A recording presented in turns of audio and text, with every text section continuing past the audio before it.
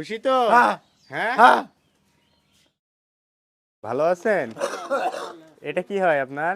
আমার স্বামী বন্ধু কি হয়েছে ওনার? আমার বেড়ে স্টক করে মধ্যে 5 বছর করে আছে বন্ধু। আর আপনি কি করেন? আমি এখন মধ্যে আগে হোটেলে কাজ করতাম, এখন এই লোকের বাসায় বাসায় হ্যালো চুরিমালা বিক্রি করে।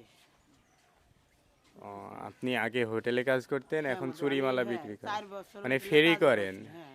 উনি তো কিছু করতে পারে না। উনি এই 6 বছর কিছু করে না মধু, এইভাবেই বই পাগল অবস্থায় বেরিয়ে বেড়ায়। সেন ভাই, আপনি তো এলাকারই, আপনি তো জানেনই সব বিষয়ে।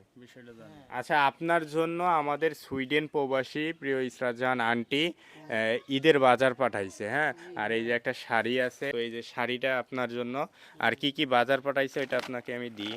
আপনার জন্য এই যে 10 কেজি চাল আছে, হ্যাঁ। দেখছেন কি পরিমাণ খুশি, হ্যাঁ। এই যে সেমাই আছে, আচ্ছা। এই এই যে মুড়ি আছে, সামনে থাক। এই যে তেল,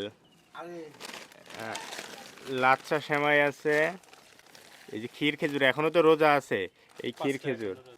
এই যে পোলাও চাল আছে, ঈদের দিন রানবেন। সাবান আছে, দুধ। এই যে আলু আছে 5 কেজি। এই যে যে আন্টি পাঠাইছে এই বাজারগুলা, তার মৃত শ্বশুর শাশুড়ি, পিতা মাতা, আত্মীয় স্বজন যারা মারা গিয়েছে তাদেরকে যেন আল্লাহ জান্নাত নসিব করে দোয়া করে, এবং যারা জীবিত আছে তারা যেন সবসময় সুস্থ থাকে, এবং দেশবাসীর জন্য দোয়া করবেন সবসময়। দোয়া করব সবসময়, তাদের জন্যই দোয়া করব।